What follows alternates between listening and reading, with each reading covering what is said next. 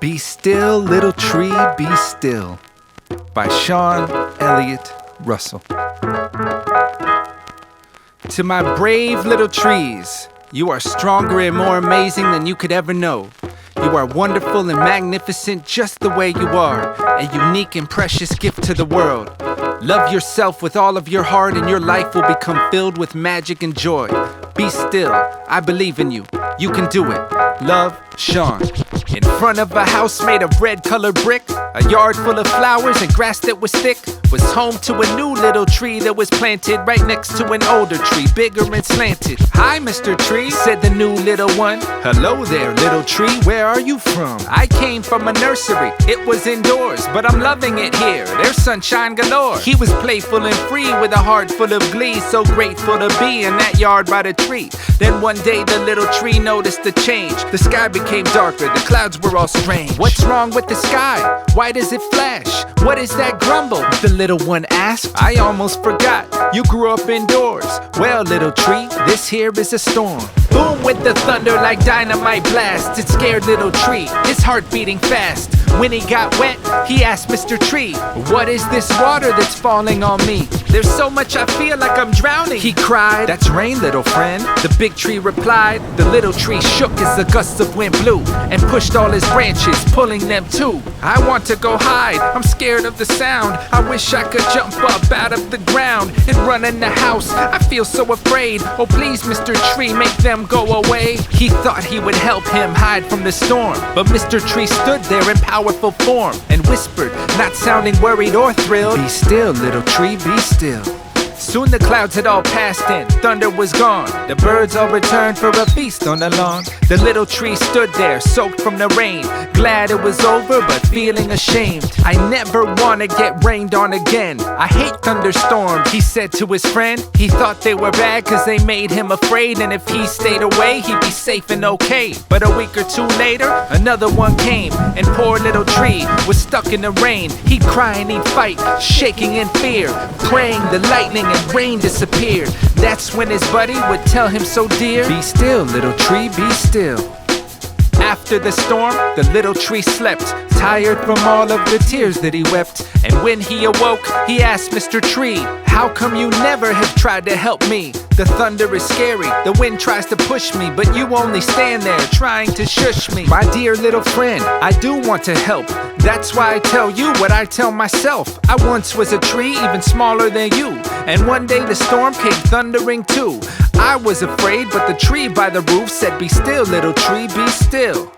She told me that fear is just like a storm. It comes out of nowhere and thunders and pours, but sooner or later, it all goes away. So if you are still, then you'll be okay. Don't run from the storm, don't fight it or try. Be still and just feel it as it passes by. Feel the rain as it falls, don't say that it's bad. Hear the roar of the thunder and it sounds like it's mad. Be still in the storm, no matter how strong, and before you will know it, the storm will be gone." "Is that why you always look peaceful and calm?" the little tree asked as he followed along. "I still feel afraid every now and again," said Mr. Tree to his curious friend. "But when I'm afraid, I say to myself, 'Be still, little tree, be still,' and it helps." Just as his friend had finished his sentence, crashes of lightning struck in the distance. "Remember, my friend, just try to be still. The storm may be strong, but so is your will. And if the storm's throwing you roughly about, concentrate on your breath as it goes in and out."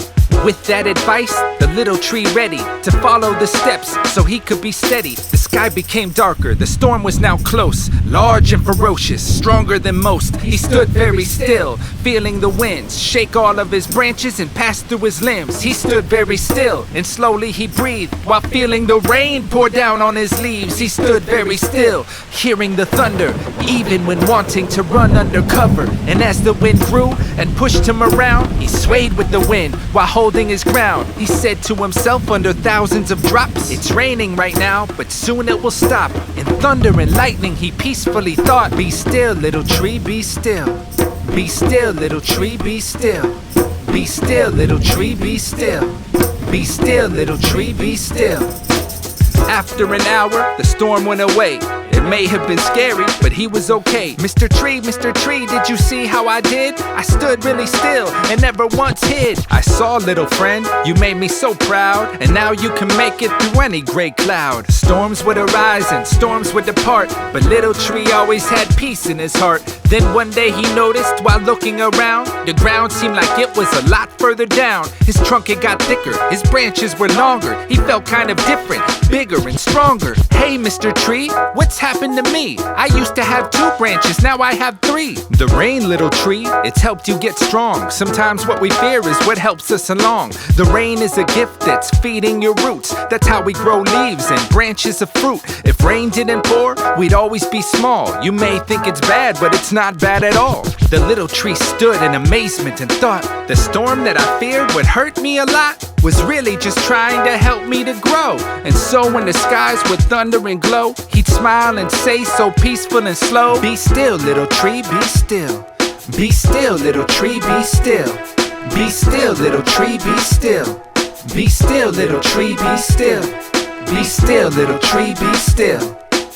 Over the years, he got even stronger. The little tree wasn't so little much longer. Early one morning, he opened his eyes to welcome the sun and was caught by surprise. Not too far away, the length of a car, was a new little tree standing there in the yard. Hi, Mr. Tree, said the small one to him. Hello, little tree, he replied with a grin. I'm happy to meet you. Where are you from? A nursery, said the small little one. They spoke through the morning and mid-afternoon until they were stopped by the sound of a boom.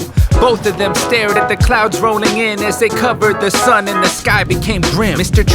Tree, what's going on? Why is it dark and the wind blowing strong? I almost forgot, you grew up indoors. Well, little tree, this here is a storm. The new little tree looked frozen in fear. Her eyes became wider, all glossy with tears. There, little tree, don't be so afraid. But I am, Mr. Tree, will we be okay? Should I try to go high, or what should I do? Mr. Tree didn't speak for a moment or two. He stared at the storm as he thought of the times he was terribly terrified, wanting to hide. But because of his friend who was helpful and kind, he could stand in the storm and be peaceful inside. Overcome with emotion, he smiled and cried, so grateful that he was a tree and alive. Looking back at his scared little friend, he replied, be still, little tree, be still. Be still, little tree, be still.